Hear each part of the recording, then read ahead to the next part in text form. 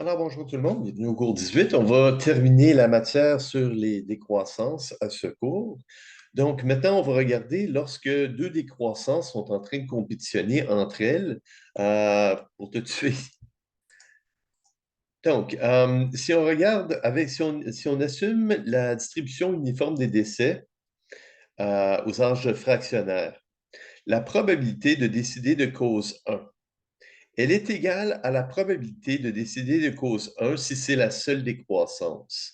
Par contre, il y a une possibilité si on ne décide pas de la cause 1 dans la prochaine année et on a une deuxième décroissance, il y a quand même une probabilité qu'on décède de la deuxième décroissance. Donc, la probabilité de décéder de cause 1, c'est la probabilité de décider de cause 1 si c'est la seule décroissance, fois 1 moins une demi fois la probabilité de décider dans la prochaine année de cause 2 si c'est la seule décroissance. En d'autres mots, la probabilité de décider de cause 1 l'année prochaine, c'est la probabilité de décider de cause 1 si c'est la seule décroissance, moins alors, cette probabilité, si c'est la seule décroissance, on va regarder le cas où est-ce que les deux décroissances, dans le modèle à 1 décroissance, dans les deux cas, on meurt dans la prochaine année. Donc, la probabilité de mourir de cause 1 dans la prochaine année, si c'est la seule décroissance, et la probabilité de mourir de cause 2 dans la prochaine année, si c'est la seule décroissance. Donc, quelle est la probabilité? Supposons que 1, c'est le cancer et 2, c'est COVID. Alors, quelle est la probabilité de mourir du cancer? Mais c'est égal à la probabilité de mourir du cancer si COVID, on a un vaccin pour COVID. Par contre, on va regarder dans la prochaine année, il y a une probabilité qu'on obtienne en même temps le cancer et en même temps COVID. Il y en a un des deux qui va nous tuer. Donc, on va assumer on va regarder la probabilité où est-ce qu'on a les deux décroissances, donc le cancer et COVID. La moitié des cas, on va mourir du cancer et l'autre moitié, on va mourir de COVID.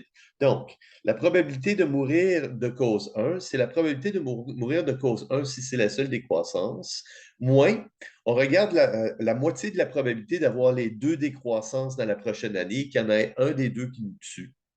Et la même chose pour la décroissance, la deuxième décroissance, la probabilité de mourir de cause 2 la prochaine année, c'est la probabilité de mourir de cause 2 si c'est la seule décroissance, fois 1 moins une demi fois la probabilité de mourir de cause 1 si c'est la seule décroissance. Et encore une fois, ça revient à la probabilité de mourir de cause 2 si c'est la seule décroissance, moins on va regarder la situation où est-ce qu'on va la probabilité d'obtenir les deux décroissances dans la prochaine année. Et on va dire que la moitié des cas on va mourir de cause 1 et la moitié des cas, on va mourir de cause 2. Donc, avec un exemple, on a une demeure avec W. La première décroissance, elle est égale à 5 et la deuxième décroissance, elle est égale à 10. Donc, dans un modèle à une décroissance, c'est uniforme entre Tx, c'est uniforme entre 0 et 5 pour la première décroissance, et Tx, c'est uniforme entre 0 et 10 pour la deuxième décroissance. Quelle est la probabilité de mourir de cause 1 et quelle est la probabilité de mourir de cause 2? Donc, dans les modèles à une décroissance, la probabilité de mourir dans la prochaine année de cause 1, c'est 1 sur 5. Et la probabilité, dans un modèle à une décroissance, la probabilité de mourir de cause 2 la prochaine année, c'est 1 sur 10. Donc, il y a une chance sur 5, il y a une chance sur 10, donc une chance sur 50 qu'on ait les deux décroissances, il y en a un des deux qui va nous tuer. Donc, on a une chance sur 5 d'avoir le cancer et de mourir du cancer dans la prochaine année. On a une chance sur 10, dans les modèles à une décroissance, on a une chance sur 5, une chance sur 10 de mourir de COVID si c'est la seule décroissance. Mais dans un modèle à deux décroissances, il y a une chance sur 5 et une chance sur 10 d'avoir COVID et le cancer dans la prochaine année. Donc, une chance sur 50 d'avoir les deux. Il y en a un des deux qui va nous tuer. Donc, on a une chance sur 100 de mourir du cancer dans ce cas et une chance sur 100 de mourir de COVID si on obtient les deux décroissances. Donc, la probabilité de mourir de la décroissance 1, c'est 1 sur 5, si c'est la seule décroissance. La probabilité de mourir de cause 2, c'est 1 sur 10, si c'est la seule décroissance. Si on regarde.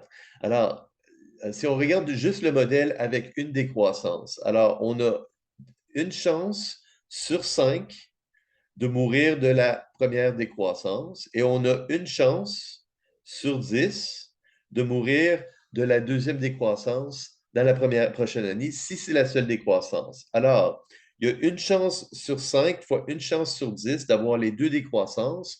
On va dire qu'une des deux décroissances va nous tuer. Donc, on a une chance sur 50 d'avoir les deux décroissances. Il y en a juste une qui va nous tuer. Donc, une chance sur 100 de mourir de décroissance 1 et une chance sur 100 de mourir de décroissance 2. Donc, la probabilité de mourir de cause 1 dans la prochaine année, ben, c'est 20% moins ce 1% qu'on va enlever parce que les deux décroissances compétitionnent pour nous tuer. Et la décroissance 2, ben, c'est elle qui va le gagner dans la moitié des cas. Donc, c'est égal à 20% fois 1 moins 1 demi fois 10%. Donc, c'est égal à 19%. En d'autres mots, c'est le 20% si c'est la seule décroissance, mais on a une chance sur 50 d'avoir les deux décroissances. Dans un modèle à deux décroissances, on a une chance sur 50 d'avoir les deux décroissances dans la prochaine année. Et donc, une chance sur 100 de mourir de cause 1 et une chance sur 100 de mourir de cause 2. Donc, on va enlever une chance sur 100 de mourir de cause 2 de notre 20% et donc ça nous donne 19%. De même, la probabilité de mourir de cause 2, c'est une chance sur 10 si c'est la seule décroissance. Alors, une chance sur 10 de mourir de cause 2. Par contre, dans un modèle à deux décroissances, en assumant d'ude aux âges fractionnaires, on a une chance sur 50 de mourir de cause 1 et une chance sur 50 de mourir de cause 2 dans la prochaine année. Alors, excuse-moi, il y a une chance sur 50 d'avoir les causes 1 et les causes 2. Et donc, on a une chance sur 100 de mourir de cause 1 et une chance sur 100 de mourir de cause 2 dans la première année. Donc, dans un modèle à une décroissance, on a une chance sur 10 de mourir de cause 2 et on va soustraire ce 1% qui est allé à la cause 1. Alors, on a 20%, à 10% de chance de mourir de cause 2, mais on a une chance sur 50 d'avoir cause 1 et cause 2 dans la prochaine année. La moitié des cas vont aller à la cause 1 et la moitié des cas vont aller à la cause 2. Donc, une chance sur 100 va aller à la cause 1. On va enlever ça, une chance sur 100 du 10% dans le modèle à une décroissance. Maintenant, un modèle à trois décroissances, c'est le même principe. Donc, dans un modèle à deux décroissances, il y a une probabilité d'avoir la décroissance 1, il y a une probabilité d'avoir une décroissance 2 et il y a une probabilité d'avoir les deux décroissances dans la période concernée. Donc, si on regarde pour juste une année, dans la prochaine année, il y a une certaine probabilité de mourir de cause 1 si c'est la seule décroissance. Il y a une certaine probabilité de mourir de cause 2 si c'est la seule décroissance. Mais dans un monde à deux décroissances, on a l'intersection alors, qui compétitionne. Alors, les deux décroissances compétitionnent pour te tuer. C'est la même chose dans un modèle à trois décroissances. Alors, dans un modèle à trois décroissances, on a un modèle à une décroissance, probabilité de mourir, modèle à une décroissance, probabilité de mourir, et modèle à une décroissance, probabilité de mourir. Par contre, dans le modèle à trois décroissances, les décroissances compétitionnent entre elles pour te tuer. Donc, le modèle 1, la probabilité de mourir de cause 1. Donc, on va dire tout ce qui est dans la bulle 1, qui n'est pas dans l'intersection des bulles 2 et 3, ça, c'est la probabilité de mourir de cause 1. On va dire qu'entre l'intersection de la bulle 1 et la bulle 2, la moitié des cas vont aller à la décroissance 1 et l'autre moitié va aller à la décroissance 2. Entre l'intersection de 1 et 3, alors dans l'intersection entre 1 et 3, la moitié des cas vont aller à la décroissance 1, la moitié des cas vont aller à la décroissance 3, et à l'intersection unique de 2 et 3, alors dans l'intersection unique de 2 et 3, une demi vont aller à 2 et une demi va aller à 3. Maintenant, dans l'intersection ici des trois décroissances, un tiers va aller à 1 tiers va aller à 2 et un tiers va aller à 3. Donc, comment est-ce qu'on fait le calcul? Si on oublie pour le moment la décroissance 3 et on regarde juste les bulles 1 et 2, un modèle à deux décroissances.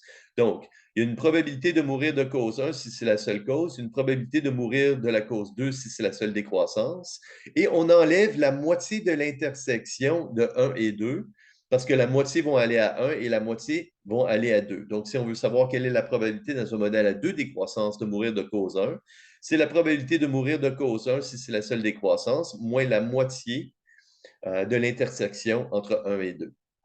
Dans un modèle à 3 décroissances maintenant. Alors, c'est la probabilité de mourir de cause 1. C'est la probabilité de mourir de cause 1 si c'est la seule décroissance.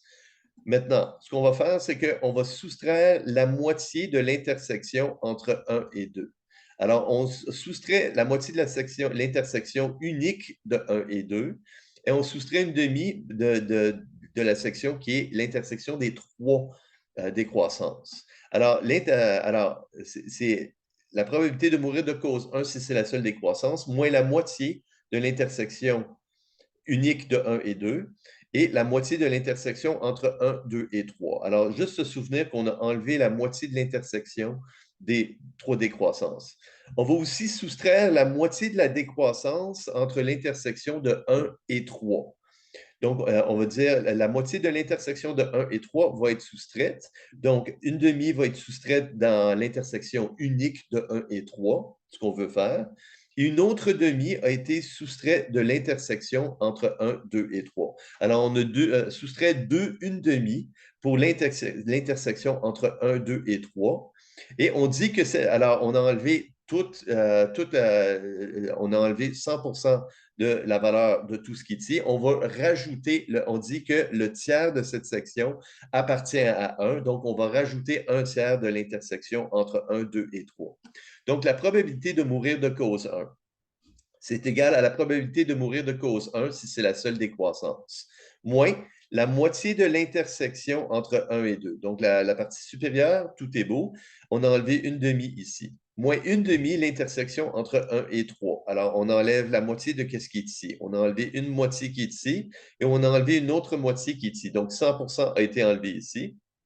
Et on rajoute un tiers à l'intersection entre 1, 2 et 3. Et ça nous donne notre probabilité. Donc, due à n décroissance, une formule, la probabilité de mourir, de survivre cause I, si c'est la seule décroissance, c'est égal à la probabilité de survivre toutes les décroissances confondues à la puissance Qx upper 1 divisé par Qx upper tau. Donc, la probabilité de mourir de cause 1 est égale à 2 La probabilité de mourir de cause 2 est de 5 dans un modèle à 2 décroissances. Calculer la probabilité de survivre la cause 1 si c'est la seule décroissance et calculer la probabilité de survivre la cause 2 si c'est la seule décroissance.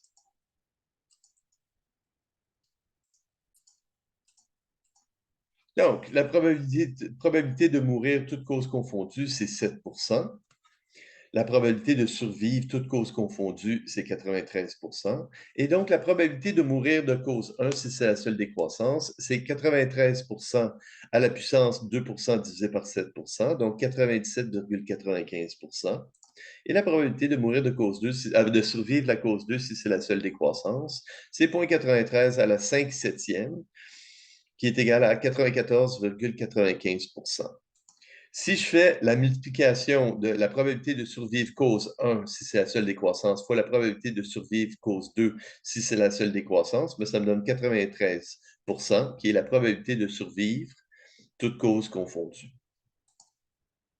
La probabilité de survivre toutes causes confondues, c'est 0,93 à la 2 septième fois 0,93 à la 5 septième est égal à 0,93 à la 7 septième est égal à 0,93. Donc, pour une table de mortalité, le nombre de personnes à l'âge X plus T, ben, c'est le nombre de personnes à l'âge X fois la probabilité de survivre les T prochaines années. Donc, le nombre de personnes à X plus 1 est égal au nombre de personnes à X fois la probabilité de survivre la prochaine année. Le nombre de personnes qui décèdent de cause I dans la prochaine année, ben, c'est le nombre de personnes qui étaient en vie à l'âge X total fois la probabilité de mourir de cause I la prochaine année. Et le nombre total de personnes décédées pendant l'année, ben, c'est le nombre de personnes qui vont décéder de cause 1, plus le nombre qui vont décéder de cause 2, plus le nombre de personnes qui vont décéder de cause N. Et le nombre de personnes à l'âge de X plus 1, ben, c'est égal au nombre de personnes à l'âge X moins les personnes qui sont décédées pendant l'année, toutes causes confondues. Donc, un exemple, on a 65, à l'âge de 65 ans, on a 10 000 personnes. La probabilité de mourir de cause 1, c'est 1 %. La probabilité de mourir de cause 2, c'est 3 %. Alors, calculer le nombre de personnes qui sont en vie à l'âge de 66 ans. Alors, c'est la probabilité de mourir dans la prochaine année, c'est 4 %. On a 4 % de 10 000 personnes qui vont décéder dans la prochaine année. Alors, on a 100 personnes qui vont mourir de cause 1. On a 300 personnes qui vont mourir de cause 2. Et donc, le nombre de personnes qui nous restent, ben, c'est 9 600. On a 400 décès, 9 600 vont rester sur les 10 000. Donc, 4 % vont mourir sur 10 000. Alors, si la probabilité de décider de cause 1, si c'est la seule décroissance, c'est 1 %, la probabilité de décider de cause 2 à l'âge de 66 ans, c'est 2 %. Si 2, c'est la seule décroissance. Alors, si on continue l'exemple, on a 9 600 personnes. Combien de personnes vont être en vie à l'âge de 67 ans? Donc, si on suppose DUD aux âges fractionnaires, la probabilité de mourir de cause 1, ben, c'est la probabilité de mourir de cause 1 si c'est la seule décroissance, fois 1 moins la moitié de la probabilité de mourir de cause 2 si c'est la seule décroissance. Donc, 0,99 %. La probabilité de mourir de cause 2, ben, c'est égal à la probabilité de mourir de cause 2 si c'est la seule décroissance, fois 1 moins 1 moins 1 demi fois 0,01. Et donc, c'est égal à 1,99 %. Et donc, la probabilité de mourir dans la prochaine année, c'est 2,98 %. Ça veut dire qu'on a 97,02 % de chance de survivre. Ou ben donc, on peut calculer le nombre de décès de cause 1 ou de cause 2. Donc, on a 9,99 % de chance de mourir. Alors, 0,99 % des 9 600 vont mourir dans la prochaine année, donc 95,04. Et 1,99 % des 9 600 vont mourir de cause 2, donc 191,04. Et donc, le nombre total des décès va être de 286 000,08. Alors, 286 000,08 personnes vont mourir. Sur les 9 600, il va rester 9 313,92. OK, alors un exemple, à 30 ans, on a 1000 personnes. Dans un modèle à une décroissance, 10 % vont mourir de cause 1. Dans un modèle à une décroissance, 30 % vont mourir de cause 2. La probabilité de survivre une année et de mourir l'année suivante de cause 1, c'est 7,5 %.